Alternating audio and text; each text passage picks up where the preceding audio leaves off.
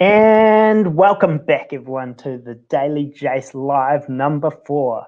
We have someone who is very dear to my heart. He's one of the best Oh, business minds of jeez. someone so young that I know. We have the one, the only, Brandon Lipman. How you Hey, doing, man? man. Oh, dude, I'm great. I'm just happy to be hanging out with you, man. That's what I'm most happy with. You're a great Oh, dude. And it's been a bro. while, and we do like a yearly catch up, and now we're Yeah, doing one mate. of these. We're hanging out regardless of circumstances. So I'm Hard just out. stoked to be here. Yeah. We hang out more online than we do offline. Oh, now for sure. Obviously, we see each other almost, every second day at university, and then leading out to exams almost every day for some Yeah, bro. papers. Now, other ends of it, because you're down in are you doing your isolation thing down at uni? You go home. Yeah, What do yeah, you? I'm down in Dunners. Yeah, So, so uh, you're locked up over there. yeah, yeah. So down here for the long haul, Yeah, we'll see how long it actually goes for. But I thought yeah, I got more things to do down here than I do in Auckland. So of just stay course. put. And yeah, there's a few things happening in the background with me. Like I got the Social Impact Centre, Yeah, trying to get a volunteer base of students off the ground to yeah, help the wider community. So no, it's good being here. Very fantastic, good. man. I'm proud of you. Oh, cheers, man. You're not doing too bad yourself. Yeah, except What? I forget to shave. That's the only thing, and I haven't done Oh, my me hair. too. When we're in isolation, like the bristles come out. Yeah, Hey, Brandon, just for the people that don't know you, give everyone a quick five of what you're all about, where you come from, what you've been doing with yourself over the last few years, so that yeah. everyone has a little bit of context. Okay. Well, firstly, I'm an expert in laying down green screens, like you can see behind me. I've got probably, like you mentioned before, I'm gonna say something that you said, but I've got obviously the best green screen capabilities behind me. Definitely the So most scenic I background of I anyone we've had on the show so far.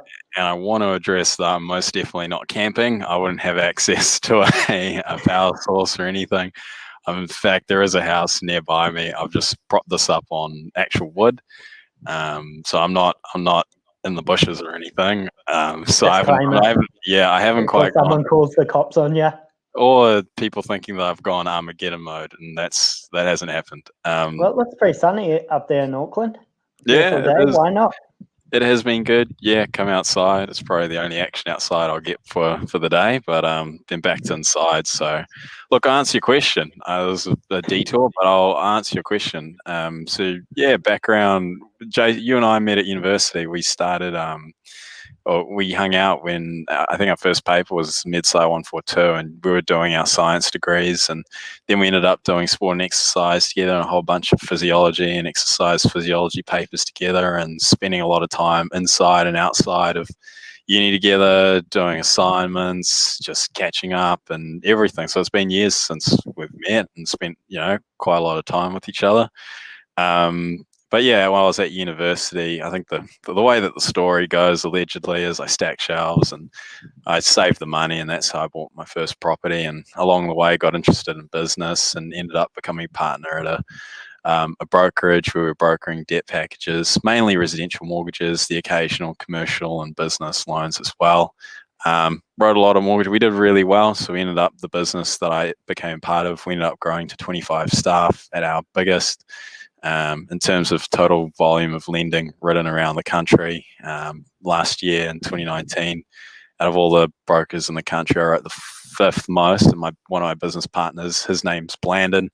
And it's a comedic journey and name in itself. So Brandon and Blandon. Blandon finished fourth, so he did slightly more than me. But both of us, we brokered over $100 million worth of residential and commercial and business debt. Woo.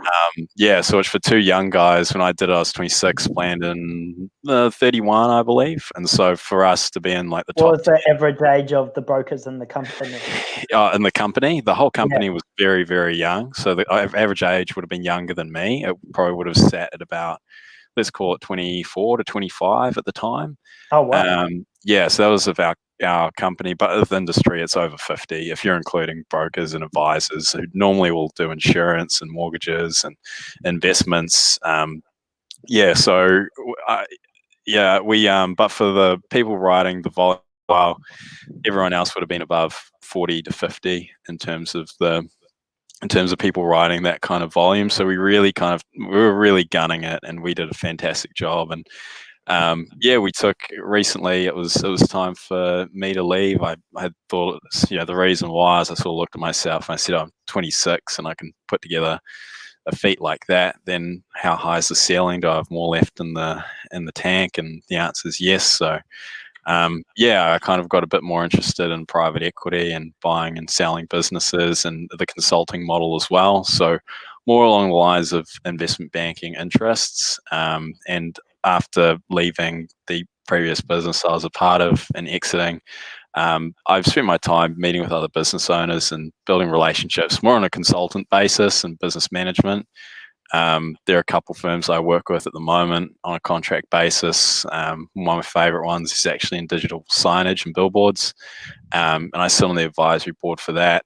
And at the same time, always looking out for new opportunities, and it's businesses that I'm looking to buy and obviously be a part of, and looking at it in an acquisition standpoint.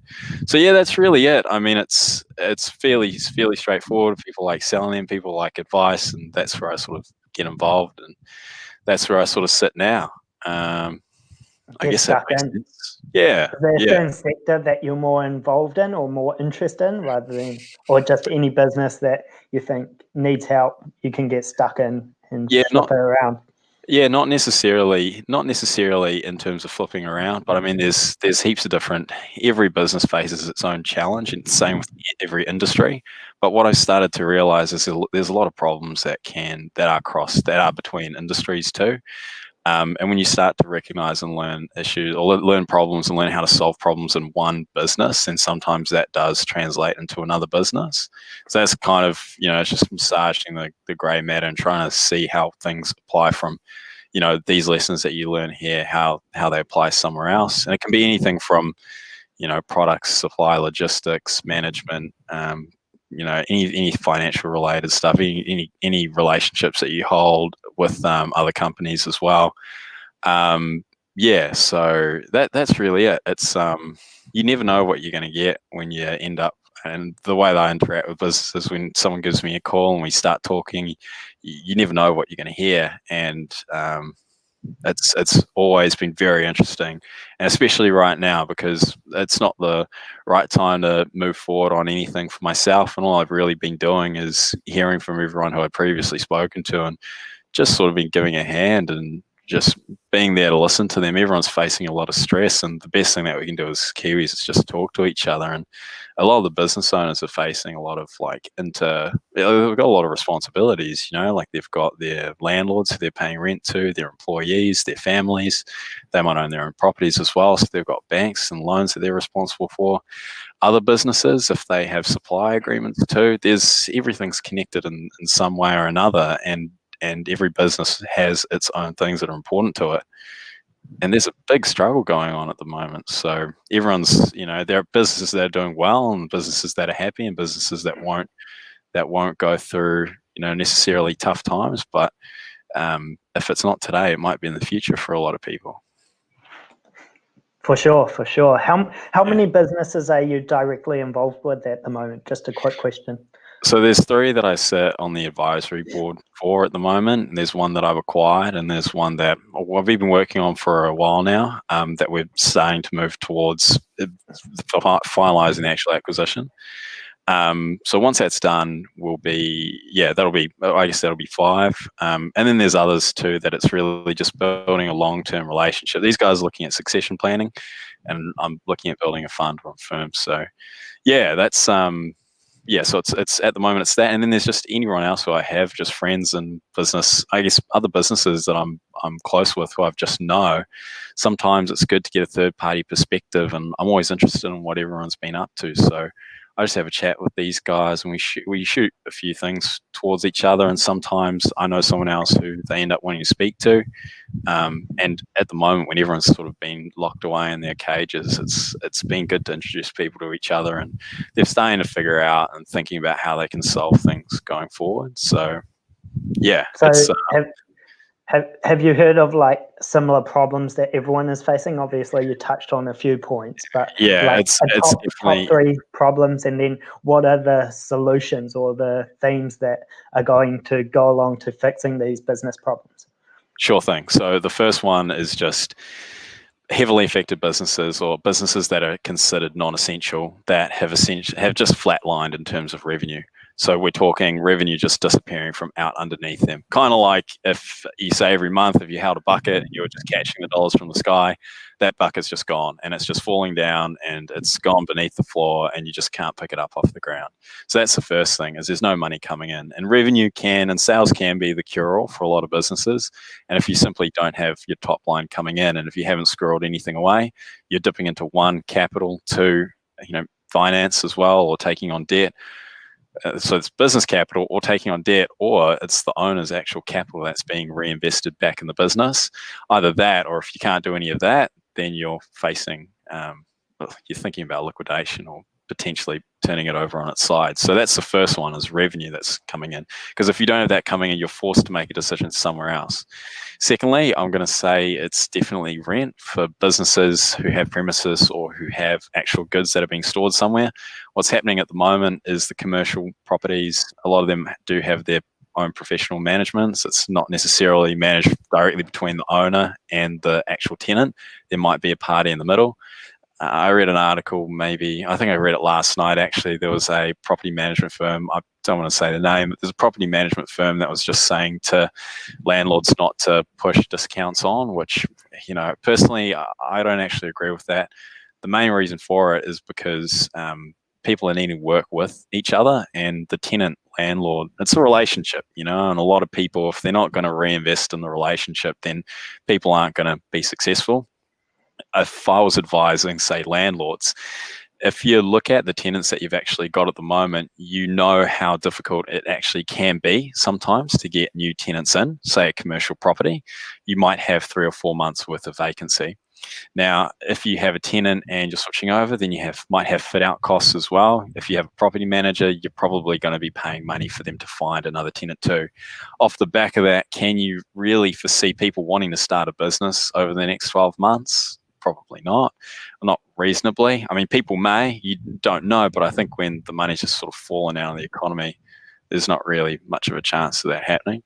So, yeah, I mean, that's it. Is I think that there's a bit of misguided and unrealistic advice that's coming from intermediaries, such as, like a property management group that's just saying, no, you have to charge full rent.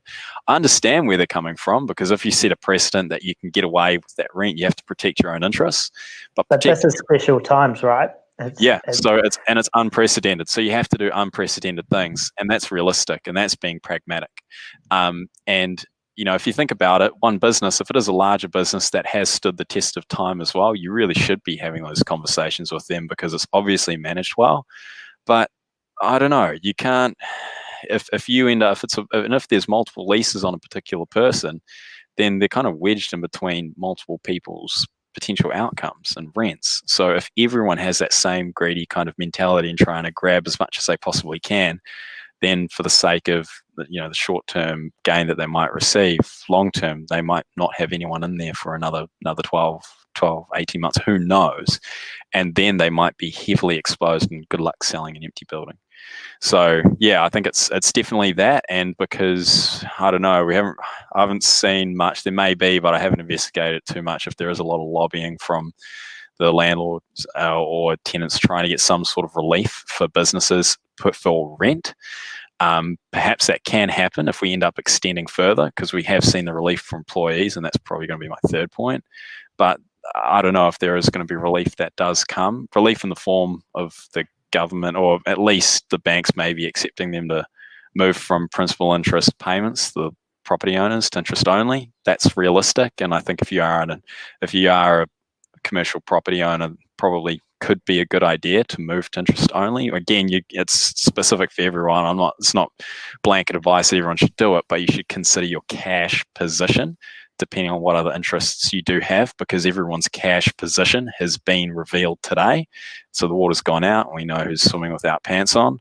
But yeah, I think you really want to work in partnership with those people And sometimes it does sort of, it creates very pragmatic conversations, and the people who are trying to do the best by everyone else and being the most empathetic are going to be by far the most successful. So that's where I think it is right now, is it's definitely landlords and tenancies and tenants. That's a big conversation that I think people are slowly starting to bleed out on. And it's going to hurt everyone if we start pointing the finger at each other and saying, give me money. I'm not going to give you money. But we need to actually negotiate and think very carefully. And that's what I've been helping some of my clients with as well. For sure, take that more holistic approach rather than thinking just on business terms, right? We're all going to lose. It's just by how much and what's important to everyone. And let's see if we can do right by everyone. If you have something that you definitely need, I might have something that I definitely need. Can we both get that and meet in the middle on everything else? That could sometimes be the best way to enter a negotiation. So I'm thinking that. And then finally, it's obviously employment. That's the other one too, is we've had this money rained down just to subsidise all wages from people who are working in these businesses. And I think the government's done it well. They've done it through the companies. So the company applies. So a company might have 40 staff members.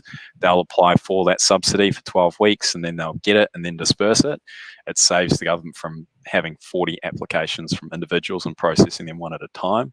So yeah, I mean, I think that's fantastic that they've done it. The money comes to them for their expenses, because obviously they understand that after 12 weeks, these businesses might fold.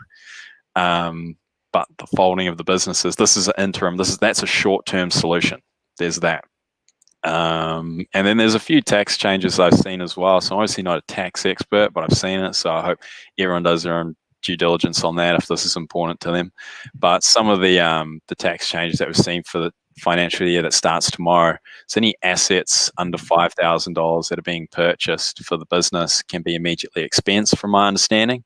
Again, I'm not a tax expert, so you're going to have to do your own or talk to your accountant about it, but that's a fantastic way for them to obviously add to their stimulus package to make sure that businesses reinvest in buying stuff that's going to make them more effective, or it's going to make them able to produce more or save them time, but it's trying to shift more money back into the economy. And so you realize if you can expense that rather than depreciate it over time, it improves your tax bill for the next year.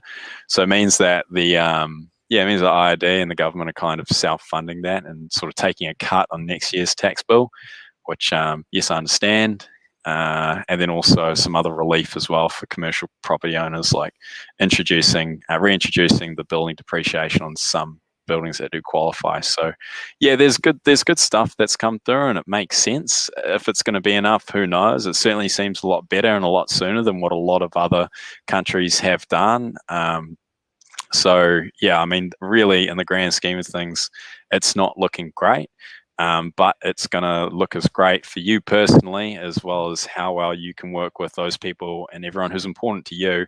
And, everyone around who surrounds your business is now your partner. It's kind of like, joining hands together and just trying to sing Kumbaya.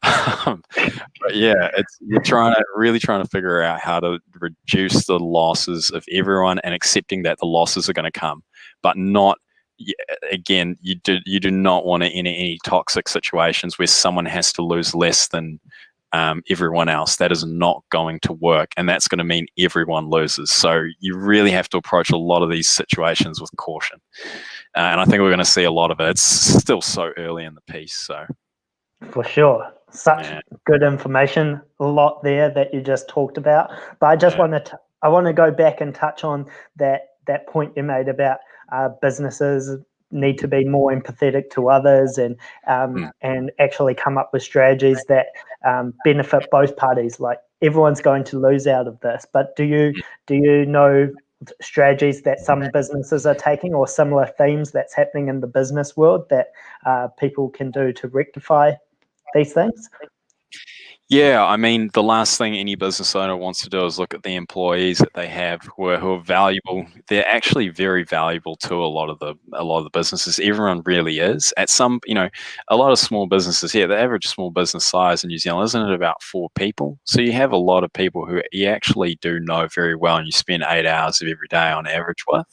So you as a business owner, the last thing you want to do is start looking at your employees and saying, sorry, you have to go, because those employees have husbands, they have wives, they have children, they have families and older people that they're looking after at the moment, and there's so much uncertainty. And they're like your family, right? Yep, You look exactly. after your employees, they look Yeah. after you.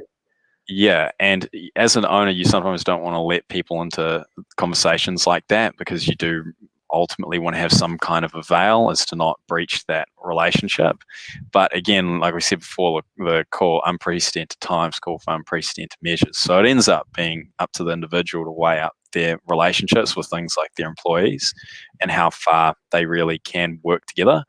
On the other side of it, employees that are getting paid at the moment in some non-essential services, they're getting paid to sit around and watch Netflix, which isn't productive. So I'm not saying that that's a bad thing or that's the wrong thing to be doing, but it's for everyone to actually realize that the people who are employing you are taking huge hits at the moment that won't necessarily affect your wage, maybe, but is there anything that can actually be done? So who knows? Every business is going to be very, very, very unique and individual. But I'd say if you just have, if you're a business owner, there are some things that your employees can do, then why not ask? Even if it's for trying to think of something creative, and creativity is really the creation of value, right? So if you're trying to get your employees to think creatively when they're sitting around chilling, I mean, that's essentially, they could create value. Maybe something will come from it. I don't know. It's going to be up to what everyone's business actually is. But so that's obviously on the employee spectrum. Otherwise, if we're thinking revenue, tough luck. If you're doing something where you require people to come to you in groups of 100 or 50 or 20, you cannot, as a restaurant, have people in. As a bar, you cannot have people in. What can you do? For sure. All you can do is really look at your expenses and look at your bank and talk to your advisors as well. Your accountant's going to have a lot to say. Your commercial property owner. These conversations are happening as we speak, and they're probably starting from 5 a.m. and finishing at midnight. So you're really going to have to talk to everyone involved and see what you can. And again, that leads to the other point of those three is trying to renegotiate some of those tenancies, and keeping in mind negotiations. There's plenty of stuff to work into that. So it's probably extra for experts. But I was talking to a close friend of mine earlier today who has a few commercial properties, and I was about to assist one business owner with the negotiations of his. And when we were tabling it, he really gave me some good insight as to what's important when you're doing it. Is these commercial property owners might be thinking that they need to sell something soon. And for them, if they're selling something, what's very important is that lease. And if you know that you might have, say 6 months of hard yakka, but you might be able to get by with, say, paying 3 of those 6 months in rent. And if you had that cash flow, that's a conversation to have. You want to know if the owner of the property is going to be selling it. Because if he is, well, okay, you might be able to write a different lease agreement. It might be strong, and he might be able to get more for that property, or it might just be that attractive building that gets sold on that particular month in the market. So yeah, being pragmatic and thinking and listening, actually not so much talking, it's really listening, isn't it? If you can listen as much to what everyone actually needs, and if everyone does that, I think, you'd be able to, honestly speak with your partners and figure out what you can do. So those are the things that people are doing with the employees, the tenants, and the really just, maybe there's something you can do about revenue, but again, you're going to struggle if you own something like a bar, right? Absolutely. We have mainly talked about what business owners can do. I know that's sort of the space that you've been operating in for the last few years. But if you jump sideways for just a moment and think about those employees that may have lost their job, exactly, jump sideways. Yeah. But think about those who they haven't got many options, or they feel like they don't. What advice would you give to them? Is there certain sectors that will explode off the back of this? How can they think like a business owner? What can they do to try and get ahead, or to help their personal situations out? Yeah, if someone's, in this instance, someone might be thinking about, upskilling, and what is it that you want to upskill in. So there's 2 ways people do it. If you upskill, you pick a skill that you're really good at and you'll focus on that and you do more of that. or you pick a skill that you're not good at all and you improve it. And I think there's two schools of thought, right? You either pick something that's your weakness and you get better at it if it's going to pay off more, or you double down on what you're really good at. So I mean, there's nothing really that you can learn overnight that's going to turn you into, take you from sitting in track pants on the couch and turning you and making you wear a suit and being able to cut deals left, right, and center. I think if there are skills that you do want to practice, it may be salesmanship, it may be you want to learn to code. You might want to just read more books and understand more things. I know a lot of people you'll speak who listen to you are business owners or entrepreneurs. Some people have passion projects, for example. Some people have little tasks or little like half-finished gigs that they've sort of always seen as a bit of a moonshot. I wrote an ebook for mortgage brokers about, let's call it like 4 or 5 months ago. It was about 90 pages. I put it out about a month ago and I reread it. And I was a little bit embarrassed before I reread it because I thought it was going to be bad. But then I reread it and I was kind of like, this isn't actually half bad. And so I'm in the throes of trying to figure out how to get it edited and just upload it onto Amazon. So like there's tiny little things that you have kind of left by the wayside, and you can choose to do that. Another point in time, I mean, at this point in time too, because there is so much damage, I think it's really important for people just to recruit themselves. So I'm in two minds, and I think everyone's going to do the best by themselves to diagnose where they're at. They might be if the person has just been let go, and they may just need those 2, 3, 4 weeks. I mean, they might even have just received 12 weeks worth of income. So if someone can still sustain themselves, maybe they just need to recuperate for about a week or 2 or 3 or 4, however long they need for them to be in a position to make a good decision. You don't need to do anything hastily. You just need to make a good decision. So, you can always read. There's plenty of content for people to read online about different skills and researching. And in terms of an industry that's going to boom, it's hard to say because we don't know when everyone walks out. People might be walking out in very different shapes. Some people might be walking out looking godlike because they've done 100 push-ups from all these people tagging them, like you tagged me. We simply people. Did you do your push-ups, mate? I've been doing push-ups, just haven't filmed them because it's terrible. You've got. I'll do it one time. Yeah, okay. I'll do it 10. I'll do it at some point. Good on you. Yeah, we got time, man. We got time. Absolutely, 4 weeks at least, right? Yeah. So you can't, and that's the thing is if you're going to get into an industry, if you're going to pick an industry that's going to boom on the back of this, that seems very opportunistic. You need to have like a 10, 20, 30-year mindset if there's something that you're really trying to provide value on, So you're going to be rewarded if you go on the long haul. And if you're thinking about, I think it's really for people who are thinking about transitioning out of what they were actually doing. So people who weren't happy in their jobs, people who weren't happy doing what they were doing, people who weren't prioritizing the right business, the right tasks, had always had that, I think this might be a good vertical to add into my business or to explore this task. Yeah, it's probably time for them to start thinking about that and putting their time towards something like that. So and I bet you there'll be a ton of them, Yeah, 100%. It's all the passion stuff, right? And also the stuff that they just haven't had time to do. You've now got it, 4 straight weeks to knuckle down. At least something a shot, learn a new skill, do something, right? 100%, yeah. I think even within businesses, there will be a bit of innovation because people have to learn to go from an offline world to an online world. So the infrastructure within businesses will change. Those who already have been using their business online, and people have been they've got I guess digital tools to help them along. They'll obviously be quicker to jump the mark, but everyone's reorganizing everything, right? No, you're exactly right. And so it's figuring out better ways to do stuff. So if you've got a business, you might have just uncovered better ways to do things to make it more efficient, to make it easier for people to do stuff.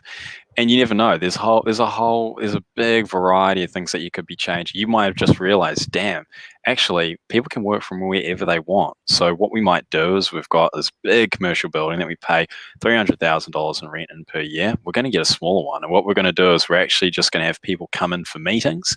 So immediately your staff satisfaction increases. You're not going in at 8 a.m. You're starting in at maybe 10, and then people also become more productive and they can do stuff in their time, make sure that they pick up the kids from school, make sure they cook dinner, have family time, go out for sports, whatever they need to do. Yeah, you might even be able to, again, reorganize or renegotiate. I mean, not necessarily renegotiate, but offer different employment packages too. Maybe people will want to work overseas for a little bit. You can give them that. I know a lot of people lose good talent because they want to go and move overseas and work there for a year or 2 years, or maybe they just want to go overseas on a trip. But that may not be an option at the moment. That's the thing. But in the future, that's the thing. In the future, people are going to want to do it.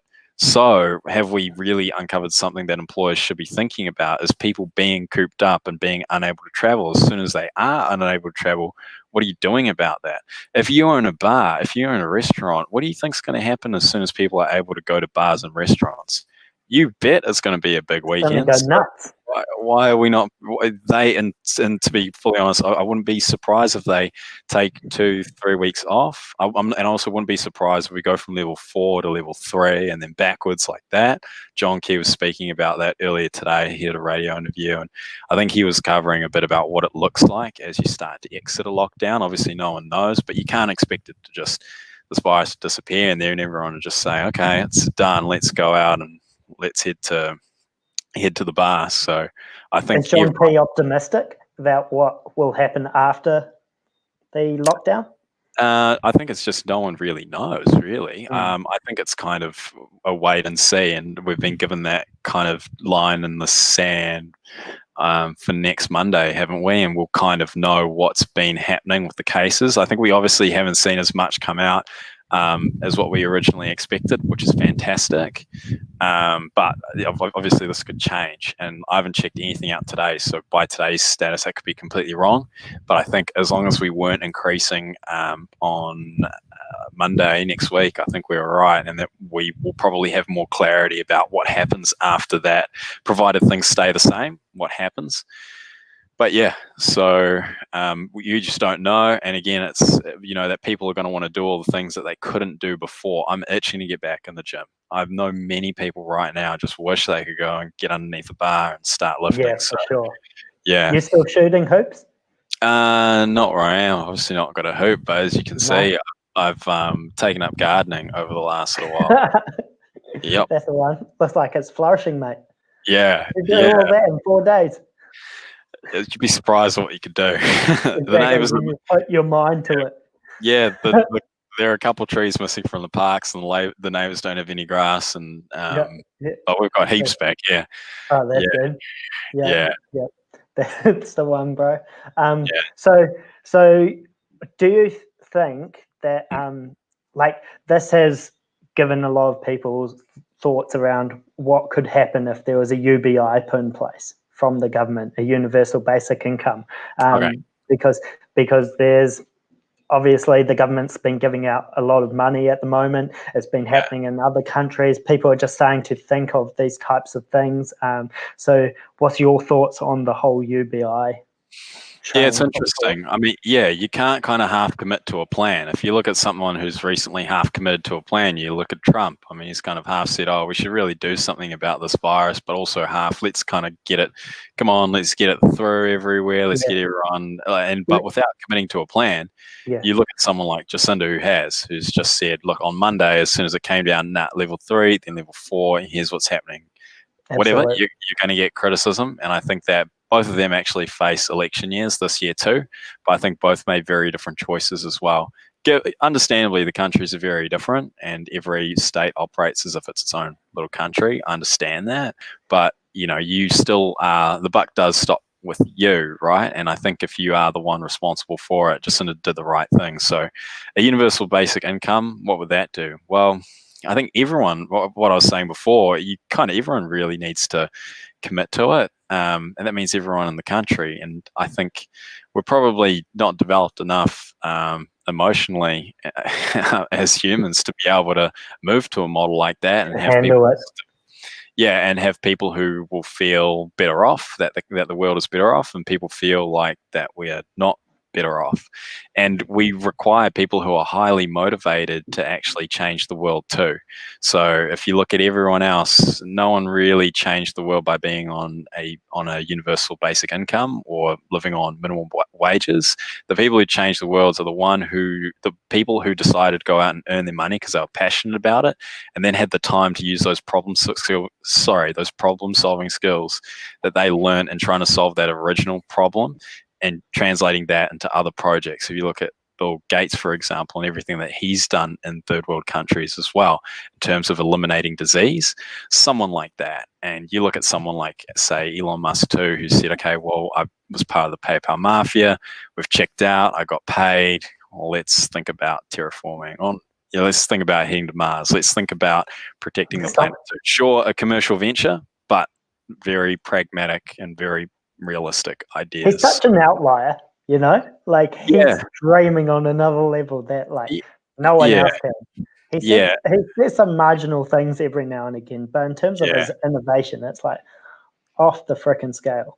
Yeah, and people only have the freedom to dream and do that when they have themselves taken care of themselves. And I think, the model that people need to sort of, move towards is empowering those people who are the change makers and the people who do excessively well, and empowering them to make and be a part of those projects rather than stopping them from doing it, because they aren't necessarily driven by motivation or money. Like, I don't think that Tesla is doing this for money. Sorry, that Elon Musk is doing this for money. Obviously Bill Gates is doing it for money either, but it changes, and I think you need more people like that and need to be empowered. And if everyone starts running you do risk that task and those people becoming more and more scarce if you do have that. I just don't know. But there are some places who have been thinking about it, and we're now at this point where the government's just gone and shot money out. But if they kept doing it, I don't know. Who do you think the top change maker is in New Zealand? The top change maker? Yeah. Give me a top anyone? three. You talking anyone in particular? Yeah, any area, anyone who's doing things in business or social innovation or anything. Who do you think is making big moves? Or she's talk of the town at the moment. It's obviously Jacinda. She's really something different. And I never voted for her, but I respect her and everything that she's done.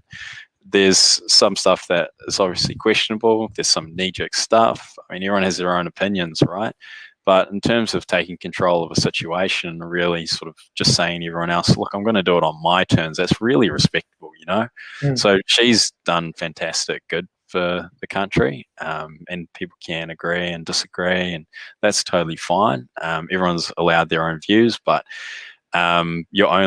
people only like to express their views when the situation's unfolded anyway too. If they were handed the mic at a roundtable discussion at live time at the same time while Jacinda was making her decisions, I doubt that they would make as good decisions as well. So I think people they've got more information than what she had at the time of her decision too. So people are just not very realistic. So I think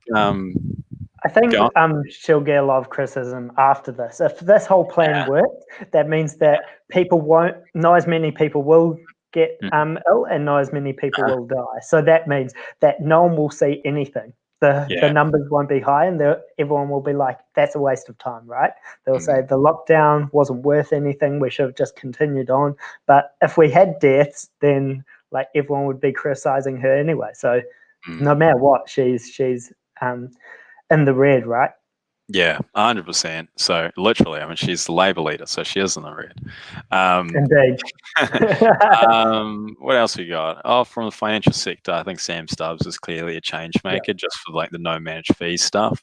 So really shedding a light on, so definitely shedding the light on the stuff in terms of future investment for Kiwis. And so I think obviously under the national government, we brought out the Kiwi Saver Act, and now everyone's starting like essentially the Kiwi version of a 401k as asset price, like real asset as in land asset, which is kind of like an accidental retirement fund. People buy a house and kind of keep it for 30 years. They have enough to live for another 30 if they end up selling it. Crude numbers, but sure, that checks out. What would you say to all those people who have KiwiSaver and they're seeing their KiwiSavers plummet over the last couple of weeks? Oh, just chill. Yeah, just there's chill. Look over time. Yeah, just go look at Air New Zealand's price, Air New Zealand's share price. I think after 9/11, look at after the global financial market, it's about the same price. It went up to $3 something, and we were there at $3 earlier this year too. It happens, and this is unprecedented. I mean, but look, a financial meltdown for 10 or so years ago was also unprecedented too. This is a health issue, so it has different mechanics because it's people, not the rich. And by rich, I mean lower middle class who even had mortgages as well. They were part of this because they obviously couldn't afford those mortgages that were issued. And then the financial meltdown happens because everyone lends money to the person sitting beside them.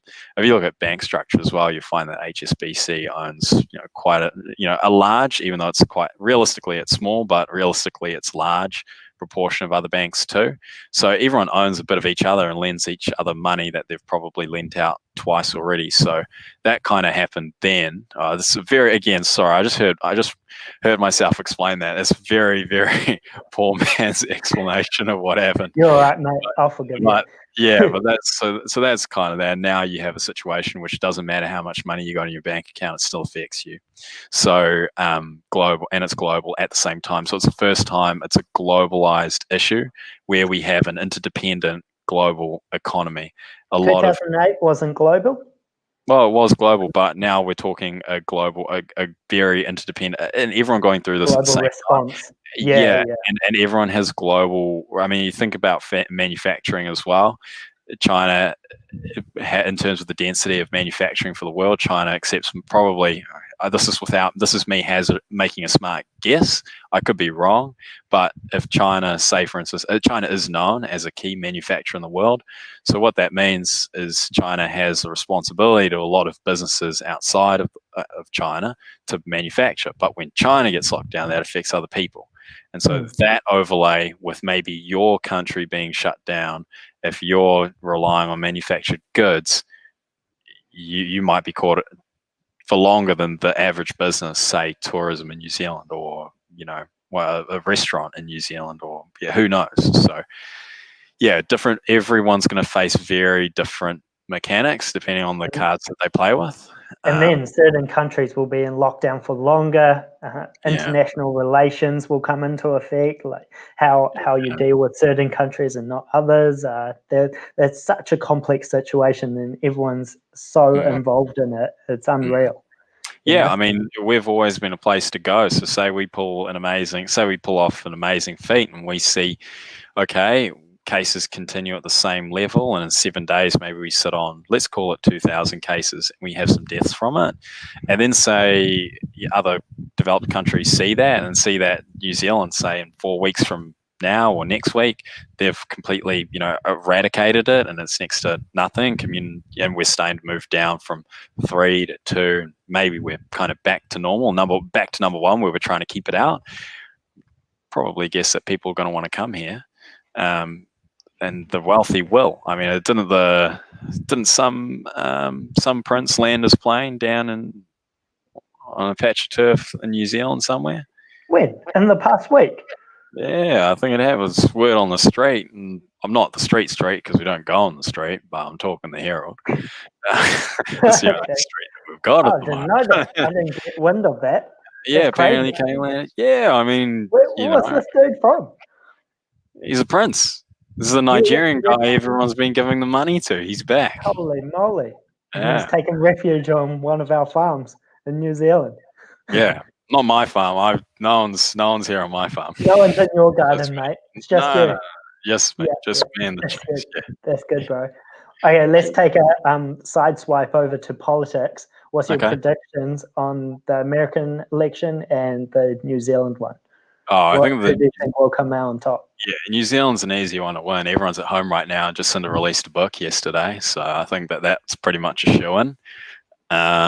So yeah, I mean, I probably expect that to stay the same, even if it's Bridges isn't necessary. Bridges, he comes across as a great person to lead the opposition, but not a great leader of the National Party. So I'd go one step further and say this is probably his last. He'll probably lead National Party into the election, but then afterwards he'll probably face the toss.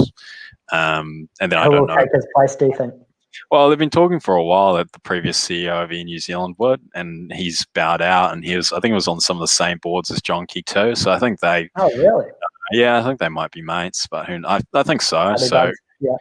yeah, could be him. And I mean, he was replaced by a pretty good guy too, as ex-CEO of Walmart, the current Air New Zealand CEO. Yeah. So it's not like it's not like he he just walked out on him. It's good management there from the sounds of it. You don't just walk into a job like CEO of Air New Zealand, Yeah. So, I mean, it's obviously going to be a very tactical moment for the National Party and what they decide to do in terms of leadership. And you kind of wonder what they might have in their pocket for what they could do. Potentially, you could. Well, I don't know. I mean, back in the early 2000s, didn't we have Jenny Shipley and Helen Clark going at it? So they were leading both the parties. I mean, this might be a great time to have a female leader of the National Party. For sure. Who it is, I don't know. I think they're probably better people to decide than me. But I could probably say with a sure bet that if it turned out how I predicted, then I'd say that Bridges is pretty much gone burgers. I think he's great leader of the opposition. Maybe not even immediately, because you see. You look at Cunliffe, who led the Labor Party. You look at Andrew Little. And then you kind of, you see that even if they did lose, they did manage it for a little bit. And then even this last election, that was pretty successful, the handoff from Little to Jacinda right before. So, I mean, it was very timely. So I think it did work out, but I just can't see anyone being Jacinda this.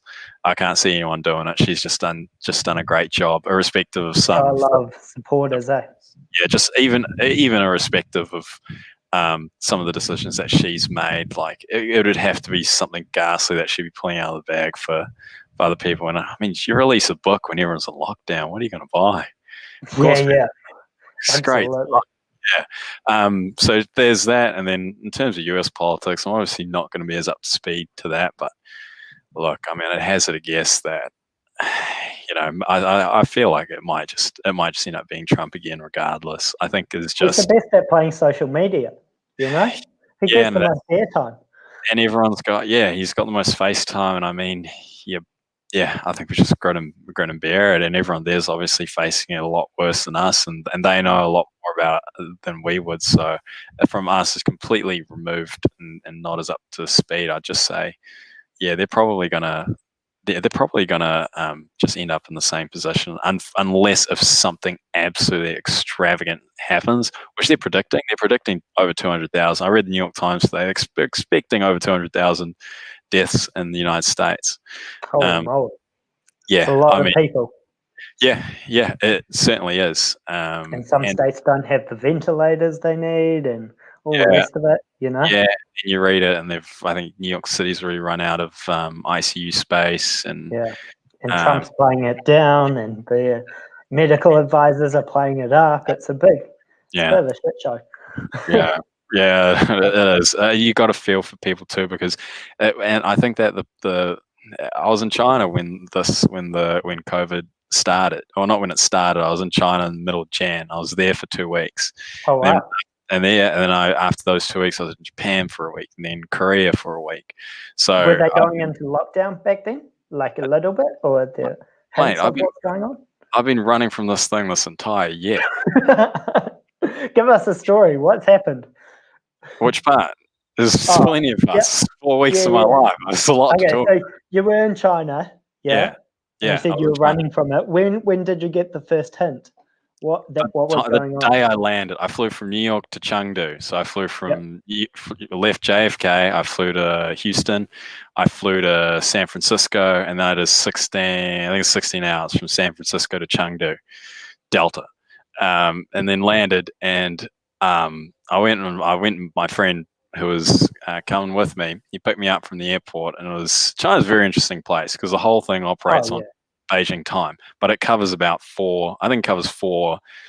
Geographically, it covers what should be four different time zones.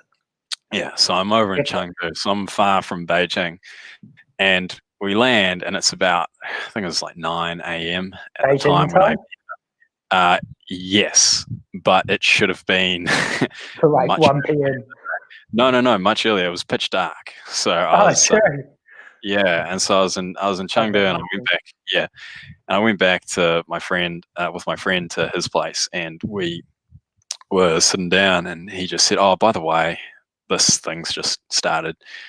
A few people are getting sick. It's like a new flu or something. So we just got to pay attention to it and read the reports every now and then. And if it gets bad, we'll just go." And I was like, "Okay, yeah, that sounds fair enough." And then everything was fine. We were reading it, and more people started to get sick. And then the first person died, and then more people died. And we were just like, "Hold on a second, this is getting bad." And we were doing a trip through, and we were going through quite a few parts of China. We went to Chengdu, then to Chongqing, and Chongqing's the biggest city in the world. So I think it's about 33 million in population. And these are places, they're the biggest city in the world, and they speak Chinese, and I don't. My friend did, though. So we went to Chongqing. We went down to a place called Guangzhou, which is in southern China near Hong Kong. It's very close to Shenzhen as well. So around that area, you have a lot of manufacturing, I suppose, because it's quite easy to move it out off the shores to wherever it's got to go. So we're in Guangzhou, and my friend he ate something, and he was in bed for a day, and I was out just patrolling the streets. And then the next day when we were going, so this is the Guangdong province in China, we're in the Guangdong province, and they issued saying that everyone should start wearing masks. And in the space of one night, everyone starts wearing face masks. Wow. So well, how many people were wearing masks before on a percentage? Oh, not a whole lot. I'd say about 50, probably like just under 50. So a lot of people were just in general. Yeah, and then they just said everyone has to, and so everyone did. And then we found ourselves at the Guangzhou train station 2 nights before Chinese New Year. The station is just huge, bigger than Eden Park from memory, and just seeing all these trains and all these people, just sardines. I looked at that and I said, "Yeah, this is going to spread."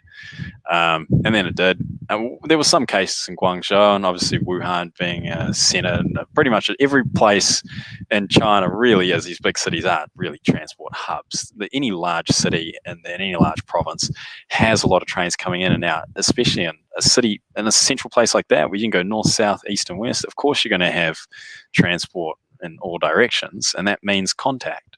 So we end up on this very busy day going through these trains and look at each other, and as soon as one of us coughs, we look at the other and just think, okay, well, yeah, everyone shoots evils at you. Yeah, but everyone was coughing. I gotta tell you, everyone was coughing, sneezing, and then as soon as from the pollution or from just being sick? Look, perhaps. My original thoughts on this was we didn't have enough information based on it being centralized in Wuhan, because a high percentage of Asian males do smoke, and that's obviously going to, you know enough about this too with physiology. If you smoke, you're going to be very susceptible to having complications with a disease this that affects the lungs. And with majority of with a high number of Asian males smoking, this to me, and if they were being older and we've got pollution issues and over on hospitals, I was thinking that, okay, maybe in Western countries this wouldn't happen. But again, you can be taken care of if you do have the amount of care. And so I think that's the risk, is people not getting the care to get over it. And I think that's what happened in Wuhan. And then, when we left Guangzhou, we went to a place called Hangzhou, which is about an hour, 2 hours out of Shanghai. And when we got out of Guangzhou and Hangzhou, we were greeted by the first set of hazmat suits that we had seen. And this was very interesting because I never seen it. Yes, temperature checks. Yeah. Wow. And so this is when I started to realize gumboots, gloves, screen. Yeah, exactly. Sitting there like at a desk. Literally at a desk outside, like inside the train station. So, and just sitting with these gun things, like those remotes, just pointing a remote at you, just like this. Give me your forehead, boom, and then So it was very different, and then also not being. What would happen if you had a fever? If they found someone? I think they'd probably want to talk to you about it and start getting you tested. I think they were very proactive about it. They were very. China was very proactive about this and seeing it as soon as it happened, because they have that everyone versus the individual mentality, and so the reason why people would wear the masks, even though it doesn't stop you from catching it, it prevents and reduces you spreading it to other people. And to see everyone, I mean, that's the theory, right? I don't know enough about it, but if that's the theory, and everyone started to do it, thinking about the transmissibility of it, now look, China's actually on the mend, right? So, and their response in doing, they just have so many people, like you say, they have Eden parks for train stations, and those places are packed. Yeah, and so just like we have nothing like it in New Zealand. It should have really been bigger than this, I think that in China too, it almost really should have been bigger. In terms of the grand scheme of things in China, it's a drop in the bucket for Italy, which has a population of just over 60 million. For them to now have more deaths than China, that's unreal. That's unreal. So, I really have to commend that. I did feel unsafe in being in China, because obviously I couldn't speak the language, and it was such early days, and you don't get the same level of news as you do from Western media. So, I obviously can't read Chinese, but my friend could, and he would update me on what was happening on WeChat and everything, and I just read New York Times, Bloomberg, and whatever I could that was reputable. How incredible is WeChat? Yeah, it's incredible. I mean, that's the whole system as well.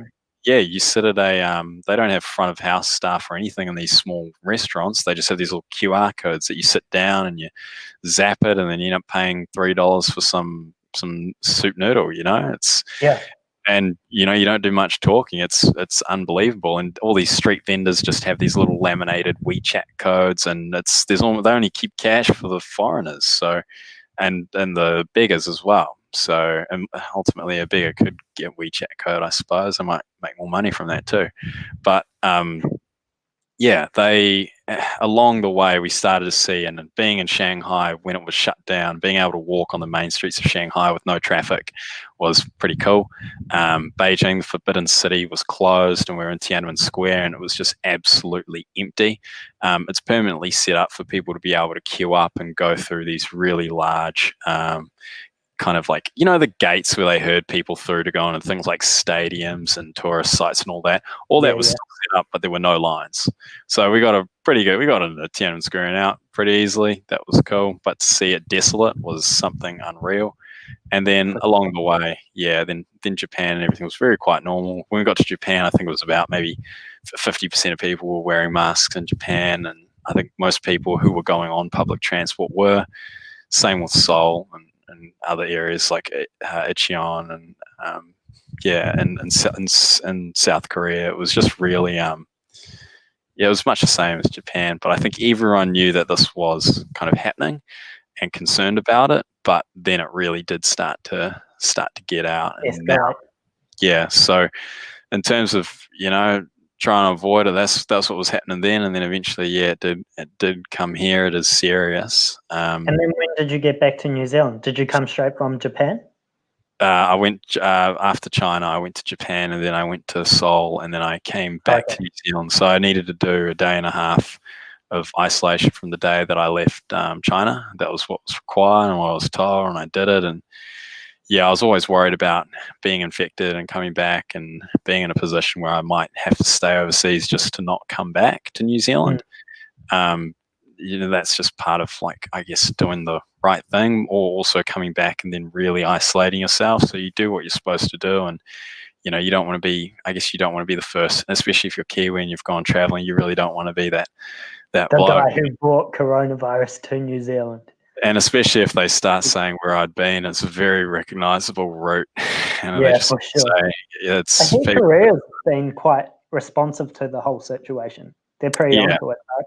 Yeah, so they were testing random people, just anyone, to just understand whether or not there was a community spread. And when they realized that, kind of sent messages of people saying, all right, well, anyone can have it. So they have. You're right.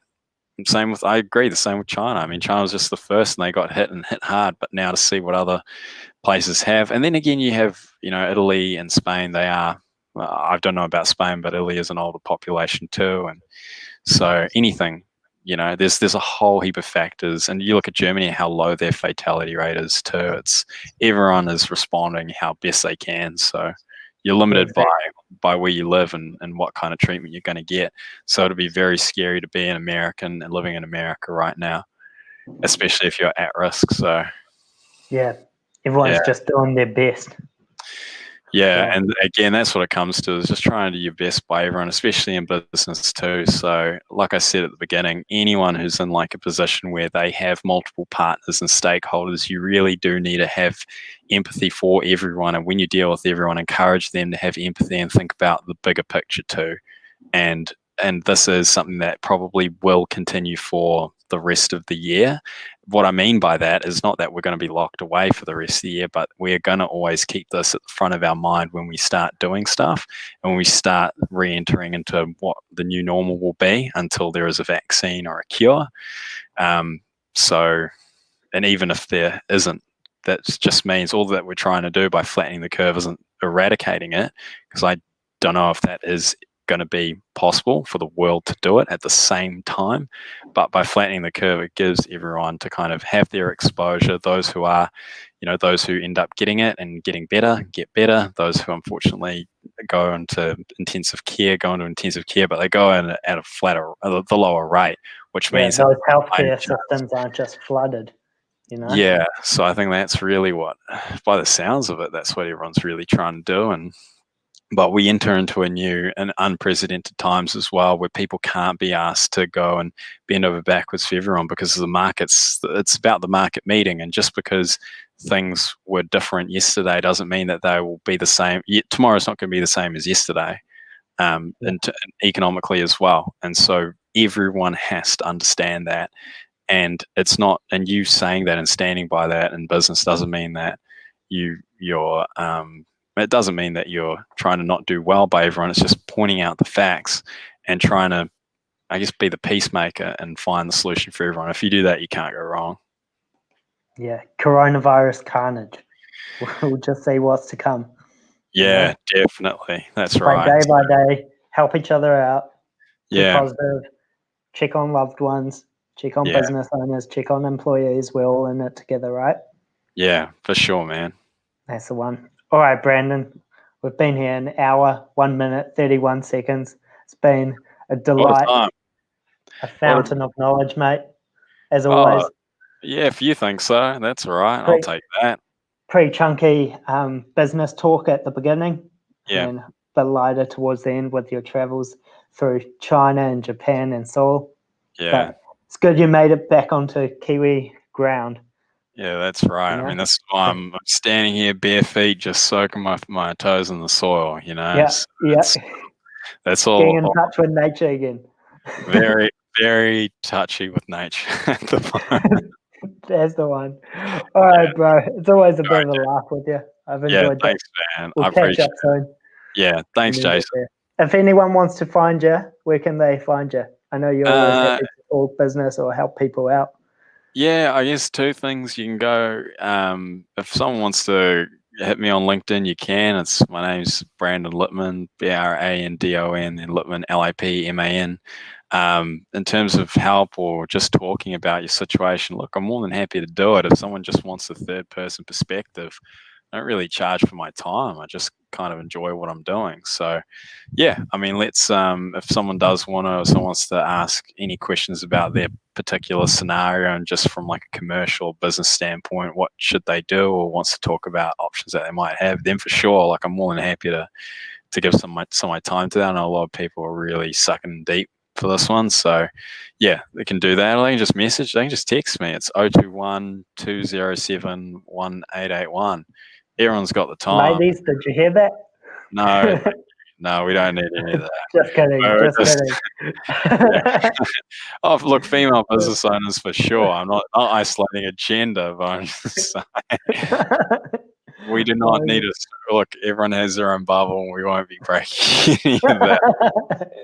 The post-isolation.